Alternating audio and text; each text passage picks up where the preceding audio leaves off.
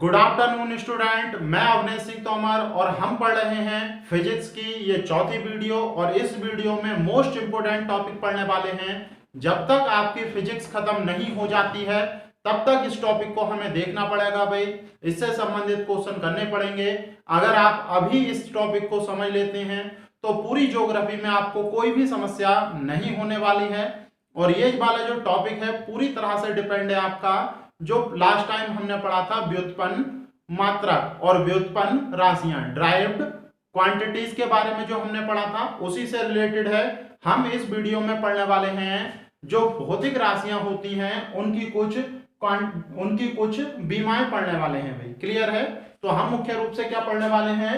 Dimensions of physical quantities. तो बहुत ही ध्यान से समझें। आपको क्या होता है, डायरेक्ट फॉर्मूलाज पढ़ा दिए जाते हैं और चीजों को समझाया नहीं जाता, इसीलिए रट्टाफिकेशन के कारण एग्जाम में आपको कंफ्यूजन होती है और नंबर नहीं आ पाते भाई। तो उन सारे डाउट्स को मैं क्लियर करते हुए हर एक चीज को बारीकी से समझाऊंगा। वीडियो को लास्ट तक देखें और अगर पसंद आए तो लाइक करें और ज्यादा से ज्यादा शेयर जरूर करें भाई इस वीडियो को, ताकि लॉकडाउन में जो बच्चे बोर हो रहे हैं वो भी इस पढ़ाई का फायदा ले सकें। देखते हैं। देखो, सबसे पहले तो हमें यही समझना पड़ेगा, भौतिक राशियां हम देख चुके हैं भाई, चाहे मूल मात्रक हो चाहे व्युत्पन्न मात्रक हो, भौतिक राशियों के अंतर्गत ही रखे जाते हैं। अगर बीमाओं की बात करें या डायमेंशंस की बात करें तो ये क्या होती है, तो बिल्कुल सीधे सीधे तौर पर मैं आपको समझाना चाहता हूं। जैसे आपने एक रेक्टिफिकेशन ये कर लिया है कि बल की बीमा होती है ML-T-2। तो पहली बात तो आप यही याद रखें, ये बल की बीमा नहीं है, ये बल की बीमा नहीं है, ये बल का बीमीय सूत्र होता है। क्या होता है भाई? बल का बीमीय सूत्र। आपको यही बहुत बड़ी कंफ्यूजन होती है, आप डायरेक्ट बोलते हैं भाई कि बल की बीमा क्या होती है, बल की बीमा होती है ML-T-2। तो बल की बीमा नहीं है ये क्या है? बल का बीमीय सूत्र है। सबसे बड़ा कंफ्यूजन तो आप लोगों में यही रहता है भाई। तो इस चीज को क्लियर करेंगे। अगर बीमा को बिल्कुल सीधे तौर पर मैं आपको समझाना चाहूं तो आप ये कह सकते हैं बीमा एक प्रकार की घात होती है। क्या होती है? एक प्रकार की घात। और ये कौन सी घात या पावर कह सकते हैं इसे? एक प्रकार से क्या होती है? ये पावर या घात होती है। किस प्रकार की घात होती है? ये इस प्रकार की घात होती है अगर आपको कोई व्युत्पन्न राशि प्राप्त करनी है, अगर आपको कोई व्युत्पन्न राशि प्राप्त करनी है तो उसके मूल मात्रक पर जो घातें चढ़ाई जाती हैं, उसके मूल मात्रक पर जो घातें चढ़ाई जाती हैं उन्हीं को कहते हैं हम बीमाएं। देखो, बहुत बेसिक तरीके से समझा रहा हूं मैं आपको। जैसे आपके पास चाल का मात्रक है, आपके पास चाल का फॉर्मूला क्या होता है? दूरी बटे समय। क्या होता है भाई? दूरी बटे समय होता है। तो क्या आप इसे ऐसे नहीं लिख सकते, दूरी इनटू समय? इसे ऐसे लिख सकते हैं या नहीं? क्लियर बताओ। ऊपर ले जा सकते हैं भाई, घात एक है, इसे ऊपर ले जाकर -1 कर देंगे। अगर हमें दूरी का मूल मात्रक चाहिए, दूरी का मात्रक या मूल मात्रक ही लिखो, नहीं तो आप कंफ्यूज हो जाओगे। मूल मात्रक सही है, क्योंकि मूल राशि है ये। इसकी घात कितनी है? 1 इनटू समय का मूल मात्रक और इसकी पावर कितनी है? -1। इसकी पावर कितनी है भाई? -1। तो आप आसानी से देख सकते हैं कि हमें चाल क्या है? एक व्युत्पन्न मात्रक है या व्युत्पन्न राशि। क्या है भाई? व्युत्पन्न राशि है। तो किसी भी व्युत्पन्न राशि को प्राप्त करने के लिए घात या फिर बीमाएं क्या होती हैं? बीमाएं वे होती हैं जो किसी भी व्युत्पन्न राशि को प्राप्त करने के लिए मूल मात्रक के ऊपर घातों के रूप में चढ़ाई जाती है। मूल मात्रक के ऊपर घातों के रूप में। देखो, यहां पर दूरी के मूल मात्रक पर हमने एक घात चढ़ाई है। कितनी घात चढ़ाई है? एक घात है। यहां पर कितनी घात है भाई? एक। तो ये बीमा होगी, किसकी बीमा होगी? दूरी के मूल मात्रक की। क्लियर है? अगर हम बात करें समय के मूल मात्रक की, तो समय के मूल मात्रक की घात कितनी है? -1। तो ये इसकी बीमा होगी। अब तो थोड़ा बहुत क्लियर हो पा रहा है। अगर डेफिनेशन आप लिखें तो इसी प्रकार से लिखी जाएगी कि बीमाएं जो होती हैं वो क्या होती हैं, बीमाएं इस प्रकार की घात होती हैं जो किसी व्युत्पन्न राशि या किसी भौतिक राशि के व्युत्पन्न मात्रक को प्राप्त करने के लिए उनके मूल मात्रक पर घातों के रूप में चढ़ाई जाती हैं। तो आप ये वाली बात याद रखेंगे। इसके बाद देखो एक बात और याद रखनी है, जो बीमा होती है वो उस राशि के मूल मात्रक पर निर्भर नहीं करती है जिससे उसे प्राप्त किया गया है। इसे किससे प्राप्त करा हमने, दूरी के मूल मात्रक और समय के मूल मात्रक। हमने जो चाल की बीमा प्राप्त की है यानी कि 1 और -1, ये घातें ही तो बीमा कहलाएंगी। 1 और -1 ये हमने किससे प्राप्त की हैं, दूरी के मूल मात्रक से और समय के मूल मात्रक से। तो आप याद रखना ये जो चाल का मात्रक होगा इस पर ये बीमा निर्भर कभी भी नहीं करेंगे। जैसे मैं आपको समझाता हूं कि अगर हम चाल का मात्रक देखें, एमकेएस में ही देख रहे हैं, तो एमकेएस में क्या होता है भाई, दूरी को लंबाई में मापते हैं। अरे किस में मापते हैं, दूरी को लंबाई में। घात यहां पर 1 होगी और समय को किस में मापते हैं, सेकंड में। तो इसकी घात क्या होगी, -1। ये हमने किस में मापा, एमकेएस में। अब मैं आपको सीजीएस में माप कर दिखाता हूं। अगर इसका मात्रक हम किस में लिखें, सीजीएस में, तो जो लंबाई है वो एमकेएस में तो मीटर में होगी भाई, सीजीएस में सेंटीमीटर में, तो घात तो एक ही होगी और सेकंड ही रहेगा, सेकंड की पावर -1। ये किस पद्धति में हो गई, सीजीएस।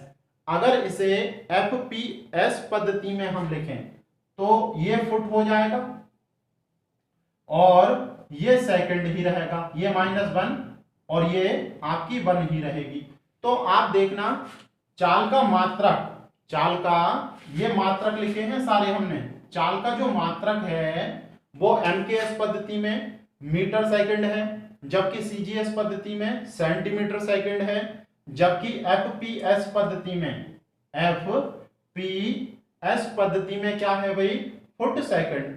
लेकिन इनकी बीमाएं परिवर्तित हो रही हैं। आप ये बताओ मुझे देखकर, यहां पर भी घात 1 है, यहां पर भी बीमाएं तीनों में सेम है, यहां पर -1, यहां पर -1 और यहां पर भी। तो बीमाएं कभी भी उस मात्रक पर निर्भर नहीं करती हैं जिससे उन्हें प्राप्त किया जाता है। ये सदैव क्या होती हैं, उस मात्रक से स्वतंत्र। ये क्वेश्चन पूछा जा चुका है तो आप याद रखेंगे। आप देख भी पा रहे हैं मात्रक अलग अलग हो सकते हैं लेकिन बीमाएं कभी भी अलग अलग नहीं हो सकती। इस चीज का एग्जाम्पल आगे भी दूंगा मैं आपको। तो ये वाली बात क्लियर कर पा रहे हैं या नहीं, क्लियर है भाई। तो आप नोट करके लिख सकते हैं, बीमा मैं बोल रहा हूं देखो, बीमाएं सदैव उस सूत्र से स्वतंत्र होती हैं जिससे उन्हें प्राप्त किया जाता है। इसके बाद देखो अगली चीज हम देख रहे हैं कि बीमीय सूत्र क्या होता है भाई। बीमीय सूत्र क्या होता है, तो बीमीय सूत्र देखो, उससे पहले हमें कुछ चीजें और समझनी पड़ेंगी। मैं इसे रख कर देता हूं। देखो बीमीय, तो आप एक बात याद रखेंगे, बीमा एक घात होती है। बीमा क्या होती है, एक घात होती है। तो आप डायरेक्ट ये मत कह दिया करो कि बल्कि बीमा जो होती है MLT T-2 होती है। बीमीय सूत्र को समझने से पहले हमें कुछ चीजें समझनी पड़ेंगी। हमने मूल मात्रक पढ़ रखे हैं भाई, सही है, मूल मात्रक पढ़ रखे हैं। कौन कौन से होते हैं, तो मुख्य रूप से 2-3 को ही लिख सकते हैं आप। लंबाई को लिख सकते हैं भाई, लंबाई के लिए क्या लगाते हैं आप, लंबाई के लिए मीटर लगाते हैं भाई, सही है। उसके बाद लंबाई के लिए मीटर, उसके बाद समय, उसके बाद द्रव्यमान। तो समय के लिए आप क्या लिखते हैं, मूल मात्रक सेकंड। द्रव्यमान के लिए क्या लिखते हैं, किलोग्राम। तो इनके लिए जो प्रतीक यूज होते हैं, प्रतीक जो लंबाई है उसके लिए सदैव L लिखेंगे। उसके लिए सदैव बीमीय सूत्र में अगर हमें कहीं पर भी मूल मात्रक मीटर दिखाई देगा, मीटर या फिर मूल राशि लंबाई दिखाई देगी, तो उसके लिए कौन सा प्रतीक यूज करेंगे, L। क्लियर है अब तो। और यदि हमें समय दिखाई देगा यानी कि मूल मात्रक सेकंड दिखाई देगा, तो उसके लिए हम यूज करेंगे T। उसके लिए क्या यूज करेंगे, T। और यदि हमें द्रव्यमान या फिर मूल मात्रक किलोग्राम दिखाई देगा तो उसके लिए हम यूज करेंगे कैपिटल M। और आप नोट करके लिख लें कि बीमाओं को सदैव या बीमीय सूत्र में आप ऐसे लिखें कि बीमीय सूत्र में सदैव बड़े कोष्टक का प्रयोग करते हैं, बड़े कोष्टक यानी कि बॉक्स ब्रैकेट का प्रयोग करते हैं, बॉक्स ब्रैकेट का प्रयोग करते हैं। अगर और कुछ भी आपसे पूछ लिया जाए, मान लो विद्युत धारा आ गई, विद्युत धारा, और इसे एम्पियर से लिखते हैं भाई, अरे एम्पियर मूल मात्रक पढ़ा है, तो इसके लिए लिखते हैं कैपिटल ए। क्या लिखते हैं? Capital A. अगर ताप या टेम्परेचर की बात करें, जिसे केल्विन से रिप्रेजेंट कर रहे थे हम, तो इसके लिए लिखते हैं थीटा। क्या लिखते हैं? थीटा। तो आप इन्हें याद रख सकते हैं। और इन बीमीय प्रतीकों का ही प्रयोग, इन बीमीय, इन्हें कहते हैं बीमीय प्रतीक। ये बीमाएं नहीं होती हैं, याद रखें। आप इन्हीं को बीमा बोल देते हैं। आप बोलते हैं कि लंबाई की बीमा क्या होती है? एल। आप क्या बोलते हैं भाई? समय की बीमा क्या होती है? टी। ये बीमाएं नहीं हैं, ये बीमीय प्रतीक हैं। ये क्या है भाई? बीमीय प्रतीक। तो ये बहुत छोटी छोटी कंफ्यूजन होती है, आपको इन्हें दूर करें सबसे पहले। इतना क्लियर है? अब बीमीय सूत्र देखें क्या होते हैं। जैसे आप लिखते हैं बल के लिए, बल के लिए बीमीय सूत्र लिखते हैं ml_t-2, ml_t-2। तो इसी से हम समझ सकते हैं कि वास्तव में बीमीय सूत्र होता क्या है। इसमें हमें देखने पर यह पता चलता है कि कौन कौन सी मूल राशि का प्रयोग किया गया है, कौन कौन से मूल मात्रक प्रयोग किए गए हैं। अरे बीमीय सूत्र को हमने देखा, तो क्या हमें यह नहीं पता चला m द्रव्यमान के लिए यूज किया है? क्या हमें L से ये पता नहीं चला ये लंबाई के लिए यूज किया गया है? अरे मीटर के लिए यूज किया होगा। क्या T को देखने पर हमें यह नहीं पता चल रहा कि ये समय के लिए यूज की गई होगी? तो ये बात पता चल रही है या नहीं? तो इसीलिए इससे हमें क्या पता चल रहा? मूल मात्रक का। और हमें यह भी पता चल रहा है कि समय की पावर -2 है, समय की पावर -2 है, L की पावर 1 है और M की पावर 1 है। तो इसी से आप डेफिनेशन बना सकते हैं। बीमीय सूत्र वह पद होता है, बीमीय सूत्र वह पद होता है जिससे यह स्पष्ट होता है कि उसमें या उस व्युत्पन्न मात्रक में कौन कौन से मूल मात्रक का प्रयोग हुआ है, उस व्युत्पन्न मात्रक में कौन कौन से मूल मात्रक का प्रयोग हुआ है और उन पर कौन कौन सी घातें चढ़ाई गई हैं। तो जिस मात्रक से हमें उसके मूल मात्रक का और उस पर चढ़ाई जाने वाली घातों का पता चले, उसी को क्या कहते हैं? बीमीय सूत्र कहते हैं। और सभी राशियों के, सभी भौतिक राशियों के बीमीय सूत्र नहीं होते हैं, कुछ के होते हैं, अधिकांश के होते हैं और कुछ के नहीं भी होते हैं। तो आप ये वाली बात याद रखना। जैसे कुछ चीजें मैं आपको लिख रहा हूं, जैसे संख्यात्मक वैल्यू, संख्यात्मक मान, इनकी कोई बीमा नहीं होती इनकी कोई भी बीमा नहीं होती। जैसे 2 की घात तो 1 है लेकिन इसकी बीमा कोई नहीं है। 2 की घात तो लिख सकते हो 1, लेकिन ये इसकी बीमा नहीं कहलाती। अगर भिन्नात्मक संख्या है, भिन्नात्मक संख्या है, जैसे 2/3 या 22/7, अरे पाई का मान होता है 22/7, तो 22/7 की घात तो है, आप इसे ऐसे लिख सकते हो या नहीं? लिख सकते हैं भाई ऐसे। अरे इसकी घात 1 लिख सकते हैं, लेकिन ये इसकी बीमा नहीं है। आप याद रखेंगे, यानी कि पाई की कोई भी बीमा नहीं होती। एक्सपोनेंशियल जो होता है भाई आपका ई, अरे बेस ई लगाते हैं लघु गुणक के, तो वो जो ई होता है इसकी भी कोई भी बीमा नहीं होती है। तो आप इतना समझ सकते हैं भाई। आगे कुछ राशियां हैं, भौतिक राशियां भी, जिनमें बीमाएं नहीं होती हैं, तो मैं आपको साथ साथ बताता चलूंगा। तो उसमें हम देखेंगे भाई। तो ये आपने नोट कर लिया होगा। अब आप हेडिंग लिख सकते हैं, कुछ प्रमुख भौतिक राशियों के बीमीय सूत्र, कुछ प्रमुख भौतिक राशियों के बीमीय सूत्र। ये सारी चीजें आपको समझ में आ गई होंगी। याद रखना, मीटर या लंबाई के लिए एल का प्रयोग करेंगे, सेकंड या फिर समय के लिए टी का प्रयोग करेंगे, द्रव्यमान या किलोग्राम के लिए एम का, और विद्युत धारा के लिए ए का, और ताप के लिए थीटा का। सबसे बिल्कुल सिंपल तरीके से मैं आपको समझाता हूं। और हम लिख क्या रहे हैं? बीमाएं नहीं लिख रहे हैं भाई। सबसे पहली बात तो आप यही समझें, हम बीमाएं नहीं लिख रहे हैं, हम क्या लिख रहे हैं? बीमीय सूत्र। क्या लिख रहे हैं? बीमीय सूत्र लिख रहे हैं। कैसे? जैसे आपसे क्षेत्रफल का बीमीय सूत्र पूछा जाए, क्षेत्रफल का बीमीय सूत्र, हर एक बात ध्यान से समझें और पढ़ते हुए ध्यान से चलें भाई, आगे इन्हीं का प्रयोग होने वाला है डायरेक्ट। जैसे पहले तो इसका सूत्र हम देखते हैं। इसका सूत्र क्या होता है भाई? लंबाई गुणा चौड़ाई। और इसका मात्रक क्या होता है? ये तो क्या हो गया इसका सूत्र, फॉर्मूला। अगर इसके मात्रक की बात करें तो मीटर इंटू मीटर, यानी कि ये इसका क्या हो गया? मूल मात्रक। क्या हो गया? मूल मात्रक। और मूल मात्रक के लिए हमें पता है बीमीय प्रतीक क्या क्या है भाई? मीटर के लिए एल, और इसे किस में लिखते हैं? बॉक्स ब्रैकेट में। मीटर के लिए एल, इसे किस में लिखते हैं? Box bracket. और हमेशा याद रखना, बीमीय सूत्र लिखते समय को कितनी भी राशि हो या कितने भी प्रतीक हो, सभी को एक में लिखना होता है, सभी को एक में लिखना होता है। अलग अलग आप कभी नहीं लिख सकते, ऐसे नहीं छोड़ सकते आप इसे। एल की पावर 1 और एल की पावर 1 कितनी हो जाएंगी? एल की पावर 2। तो क्षेत्रफल का बीमीय सूत्र क्या होता है? L square. सही है, ये बीमा नहीं है, बीमीय सूत्र है। इतना क्लियर है? अगला देखो आयतन। आप डायरेक्ट भी लिखते हुए चलेंगे, लंबाई गुणा चौड़ाई गुणा ऊंचाई। सही है, तो लंबाई के लिए एल, क्योंकि मीटर में मापा जाएगा। अब हर चीज नहीं लिख रहे हैं भाई, इसके लिए भी एल, क्योंकि चौड़ाई भी मीटर में मापी जाती है। ऊंचाई के लिए भी एल, क्योंकि ये भी मीटर में मापी जाती है। तो एल की पावर कितनी हो गई? 3। अब तो क्लियर है भाई। तो क्षेत्रफल का बीमीय सूत्र एल स्क्वायर, आयतन का बीमीय सूत्र एल क्यूब, और तीसरा हम देख रहे हैं, देखो घनत्व। अरे बिल्कुल पीछे वाला रजिस्टर का एक पेज पलटे हैं। इससे पिछले वाले वीडियो में जो हमने पढ़ा था भाई कुछ भौतिक राशियों के व्युत्पन्न सूत्र, तो उसी को पढ़ रहे हैं, व्युत्पन्न राशियां कुछ। सही है, तो आप देख सकते हैं घनत्व। घनत्व बराबर क्या होता है? द्रव्यमान अपॉन आयतन।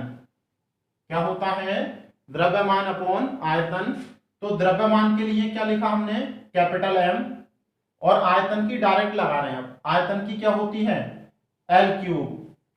और जब घात ऊपर जाती है तो माइनस में हो जाती है, रट लो, वैसे तो आपको पता होगा भाई, जब कोई भी घात नीचे से ऊपर जाती है तो उसे माइनस में लिखते हैं। देखो इसे आप कैसे लिख सकते हैं? इसे आप ऐसे लिख सकते हैं, इस तरह से। और मैंने बताया कभी भी दो ब्रैकेट नहीं लगाते, एक ही ब्रैकेट में हर एक प्रतीक चिन्ह को लिखना होता है आपको। तो इसे कैसे लिखेंगे भाई? एम एल की पावर माइनस के 3, एम एल की पावर माइनस के 3। अब तो क्लियर हो रहा है, यानी कि घनत्व का बीमीय सूत्र क्या होता है? डेंसिटी का एम एल की पावर माइनस के 3। इतने क्लियर हैं भाई? इसके बाद देखो आगे हम पढ़ते हैं। हम देख रहे हैं अब चाल का। चाल का बीमीय सूत्र क्या होता है भाई? तो देखो चाल का जो बीमीय सूत्र होता है, चाल बराबर दूरी बटे समय होती है। तो डायरेक्ट लिख सकते हैं भाई, दूरी के लिए L और समय के लिए T। तो ऊपर जाएगा L T माइनस 1, ऐसे लिखते हैं, कोई समस्या तो नहीं। डायरेक्ट देखो L T ऊपर जाएगा -1, और एक साथ लिखेंगे L T माइनस 1। और यही होती है वेग की। वेग की भी क्या होती है भाई? वेलोसिटी की भी यही होती है, स्पीड की भी यही होती है बीमीय सूत्र। तो देखो विस्थापन अपॉन समय, विस्थापन अपॉन समय, और इसे भी मीटर में मापते हैं हम। विस्थापन को भी किस में मापते हैं? जो डिस्प्लेसमेंट होता है उसे भी हम मापते हैं मीटर में। तो आप लिख सकते हैं मीटर के लिए L और समय के लिए T। तो ये ऊपर जाकर क्या हो जाएगा? LT minus 1। तो याद रखेंगे, चाहे वेग हो चाल हो, दोनों की बीमाएं क्या होती हैं? दोनों के बीमीय सूत्र क्या होते हैं? LT minus 1। अब तो क्लियर है भाई? अगला देखते हैं त्वरण, एक्सेलरेशन। त्वरण बराबर क्या होता है? वेग में परिवर्तन अपॉन समय अंतराल या समय में परिवर्तन। तो इसी को कहते हैं हम त्वरण। हम डायरेक्ट डेफिनेशन बोलते हैं, वेग परिवर्तन की दर को त्वरण कहते हैं। तो वही देख रहे हैं आप, वेग की बीमा डायरेक्ट लगा रहे हैं। वेग की बीमा क्या होती है? LT minus 1। क्या होती है भाई? एल टी माइनस 1 और समय के लिए क्या लिखेंगे टी। तो देखो टी ऊपर जाकर -1 और -1 कितने हो जाएंगे माइनस, देखो पूरा लिख देता हूं मैं अलग अलग, चलो एल टी -1 टी -1 और माइनस माइनस के आपस में जुड़ जाते हैं तो एल टी -2। तो अब बिल्कुल रट लो कि त्वरण की बीमीय सूत्र क्या होता है एल टी -2, एल टी -2। इसके बाद देखो बल का देखते हैं हम, बल बराबर क्या होता है भाई, बल बराबर होता है F बराबर ma, यानी कि द्रव्यमान इनटू त्वरण, द्रव्यमान इनटू त्वरण। तो बीमा लगा सकते हैं, द्रव्यमान की क्या होती है m लिखते हैं इसका प्रतीक, और त्वरण के लिए अभी लिखा हमने एल टी -2, एल टी -2। तो आप देख सकते हैं m L T -2, M L. और मोस्ट इंपोर्टेंट है, कई जगह यूज होने वाली है, याद रखो बल की बीमा या बीमीय सूत्र M L T -2, M L T -2। Clear है। और यही होती है भार की, और यही होती है तनाव की, सही है। टेंशन और वेट दोनों की बीमा यही होती है। भार बराबर आप जानते हैं W बराबर mg होता है भाई, भार बराबर आप जानते हैं W बराबर mg। W क्या है, सॉरी m क्या है द्रव्यमान, और g है गुरुत्वीय त्वरण। तो त्वरण गुरुत्वीय हो या सामान्य हो, त्वरण ही होता है भाई, सही है, कुछ अंतर है। तो बीमा इसकी भी यही होगी, द्रव्यमान के लिए m और त्वरण के लिए एल टी -2। तो आप लिख सकते हैं M L T -2, M L T -2। तो आप याद रखना बल की बीमा, भार की और तनाव, ये पृष्ठ तनाव नहीं है भाई, पृष्ठ तनाव की अलग होती है। देखो जो सरफेस टेंशन होता है ये केवल टेंशन है। ये कौन सी टेंशन है भाई, जब आप किसी घिरनी से कोई तार लटकाते हो, यहां पर कोई पिंड लटका दो, सही है। ये जैसे आपने देखा होगा भाई, पहले कुओं से बाल्टी खींची जाती थी, बाल्टी से पानी, तो जैसे बाल्टी घिरनी में जो लटकी हुई होती थी, पहिया जो होता था, बिल्कुल वही वाली कंडीशन है। तो ये जो खिंचाव होगा इसमें, इसी को कहेंगे टी, टेंशन तनाव। तो इसकी बीमा बिल्कुल बल के बराबर होती है। क्लियर है। तो ये पृष्ठ तनाव नहीं है, पृष्ठ तनाव अलग होता है। देखो लिख देता हूं, पृष्ठ तनाव क्या होता है, इसे सरफेस टेंशन कहते हैं। सरफेस टेंशन होता है बल बटे लंबाई, सही है। इसकी परिभाषा होती है एकांक लंबाई पर लगने वाले बल को ही सरफेस टेंशन कहते हैं। तो आप देख सकते हैं बल की बीमा क्या होती है भाई, एम एल टी -2। बल की बीमा क्या होती है, एम एल टी -2। और नीचे क्या है लंबाई, तो लंबाई से लंबाई कट जाएगी भाई, सही है, बची क्या एम एल -2। तो सरफेस टेंशन की एम एल -2 होती है, जबकि केवल टेंशन की एम एल टी -2। दोनों में अंतर याद रखना है, कंफ्यूज नहीं होना है बिल्कुल। अगली हम पढ़ते हैं कार्य की। कार्य का फॉर्मूला और व्युत्पन्न मात्रक सब चीज मैंने आपको बता रखी है भाई, तो आप लिखते हुए चले इन चीजों को। अगला देखते हैं, देखो कार्य, वर्क या कार्य क्या होता है भाई। तो वर्क या कार्य F × d, यानी कि बल और बल की दिशा में विस्थापन, इसी को हम क्या कहते हैं, किसी वस्तु पर लगने वाला बल और उसके कारण उस वस्तु में हुए विस्थापन को ही क्या कहते हैं, कार्य कहते हैं। तो आप देख सकते हैं, देखो बल की बीमा अभी पीछे पड़ी हमने, M L T -2, M L T -2, और विस्थापन एक लंबाई होती है, तो एल और एक एल ये है, 2 एल यानी कि एल स्क्वायर हो गए भाई। तो एम एल स्क्वायर टी -2, क्या हो गया टी -2। तो ये होती है कार्य की मात्रक। याद रखना बिल्कुल अच्छी तरह से, ml² t-2। यही मात्रक, देखो मैं लिख देता हूं, यही मात्रक होता है आपका ऊर्जा का। किसका होता है भाई? यही मात्रक होता है ऊर्जा, ऊर्जा कोई सी भी हो, यही मात्रक होता है आपका ऊर्जा का, यही होता है बल आघूर्ण का। यही मात्रक किसका होता है? बल आघूर्ण का। सारी चीजें दिखा रहा हूं, देखो समझा रहा हूं मैं, ये याद रखें पहले। जैसे गतिज ऊर्जा देख रहे हैं पहले हम, गतिज ऊर्जा, गतिज ऊर्जा क्या होती है? हाफ mv², यानी कि द्रव्यमान और वेग का स्क्वायर। तो शॉर्ट में लिखते हैं, देखो द्रव्यमान के लिए, क्योंकि बताया भिन्नात्मक राशि की कोई बीमा नहीं होती है तो इसकी तो कोई होगी ही नहीं।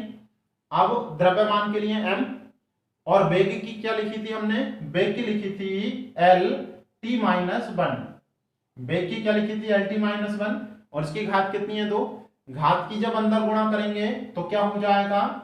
ये हो जाएगा L² t-2। और जब इन दोनों को एक साथ आप लिखोगे तो ml² t-2, ml² t-2 ये हो गई। अब आप देख सकते हैं, देखो आसानी से, क्या ये बीमा बिल्कुल कार्य के बराबर नहीं है? बिल्कुल कार्य के बराबर है। अब आप स्थितिज ऊर्जा के निकाल कर देखें, पोटेंशियल एनर्जी की। पोटेंशियल एनर्जी की बीमा क्या होती है?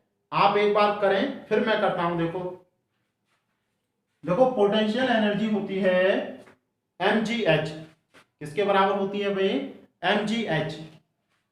जो पोटेंशियल एनर्जी होती है, पोटेंशियल एनर्जी यानी कि स्थितिज ऊर्जा, क्या होती है? स्थितिज ऊर्जा यानी कि mgh।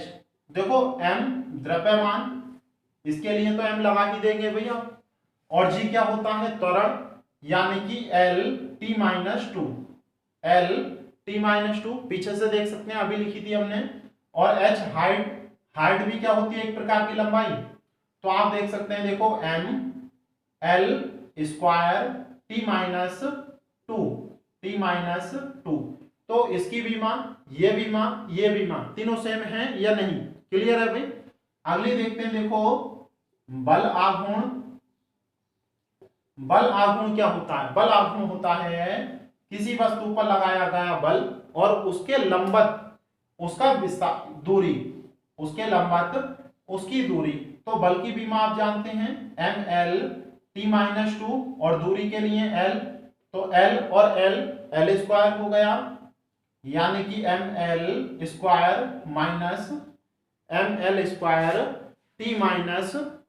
तो देखो ये बीमा, ये बीमा, ये और ये चारों की चारों क्या है? बिल्कुल एक समान। तो आप नोट करके लिख लेना, कार्य की बीमा, गतिज ऊर्जा और स्थितिज ऊर्जा की बीमा और बल आघूर्ण की बीमा बिल्कुल क्या होती हैं भाई? समान होती हैं। अब तो क्लियर है।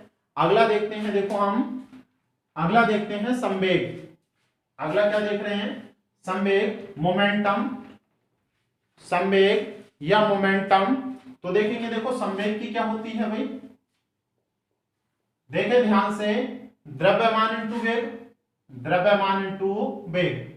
सही है, अब तो आपको क्लियर हो गया होगा सब। ये पीछे पढ़ चुके हैं हम। द्रव्यमान के लिए m और b क्या होता है? वेग, Lt-1।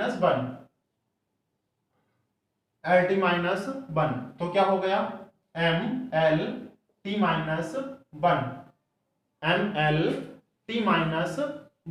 ये होती है भाई। और आवेग की भी बिल्कुल यही होती है। जो आवेग होता है वो क्या होता है? आवेग होता है F/t। किसी वस्तु पर लगने वाले बल और समय अंतराल के गुणनफल को क्या कहते हैं? आवेग। तो बल की बीमा क्या होती है? ml/t-2 t। तो t के लिए क्या लगाएंगे? t। देखो एक ये कट जाएगी, बची क्या? ml/t-1। ml/t-1 तो याद रखें आप, संवेग की देखो ml/t-1, आवेग की भी क्या है? तो आवेग और संवेग दोनों की बीमाएं क्या होती हैं? एक समान। दोनों की बीमाएं क्या होती हैं, एक समान। अब तो क्लियर हो रही होंगी चीजें। जैसे आगे हम देखते हैं दाब। दाब या प्रेशर। प्रेशर क्या होता है, बल बटे क्षेत्रफल। बल बटे क्षेत्रफल। बल की बीमा आप जानते हैं भाई, बीमीय सूत्र क्या होता है, M L T minus two. M L T minus two. और क्षेत्रफल की क्या होती है, एल स्क्वायर। तो एल से एल कैंसिल, तो एल ऊपर जाकर माइनस में हो जाएगा, यानी कि M L minus T minus two. M L minus T minus two, ये होती है दाब की। और प्रतिबल की भी यही होती है। जो प्रतिबल होता है स्ट्रेस, प्रतिबल यानी कि स्ट्रेस जो होती है उसकी भी यही होती है। ये क्या होता है, प्रत्यानयन बल अपॉन क्षेत्रफल। प्रत्यानयन बल अपॉन क्षेत्रफल। तो प्रत्यानयन बल भी क्या होती है, M L T minus two upon क्षेत्रफल की क्या होगी, एल स्क्वायर। तो आप देख सकते हैं एल से एल कैंसिल, तो ये किस पर निर्भर करता है भाई, एम एल माइनस वन, और ये क्या बचा है आपका टी माइनस टू। तो इसकी बीमा और दाब की बीमा, प्रतिबल की बीमा क्या एक समान नहीं है, बिल्कुल एक समान है। अगली देखते हैं, देखो विकृति। जो डिस्टॉर्शन होता है उसकी बीमा क्या होती है, उसकी बीमा मात्रक तो आप जानते हैं भाई, क्या होता है, सूत्र क्या होता है, लंबाई में वृद्धि। अरे पीछे से टिक सकते हैं, पीछे लिखाया था, लंबाई में वृद्धि और प्रारंभिक लंबाई। लंबाई में वृद्धि अपॉन प्रारंभिक लंबाई के अनुपात को ही उसकी विकृति कहते हैं, डिस्टॉर्शन। जैसे आप तार को खींच दें तो बड़े हुए लंबाई और पहली वाली लंबाई के अनुपात को कहोगे आप। तो लंबाई के लिए एल, नीचे भी लंबाई है तो ये कट जाएगा, यानी कि बन आ गया। और वन की क्या कोई बीमा होती है, नहीं। तो वन किसके रेशो के बराबर आया, विकृति के। इसीलिए आप लिख दें नोट करके, विकृति की कोई भी बीमा नहीं होती है, नहीं होती है। क्लियर है भाई, अब तो क्लियर हो रहा होगा।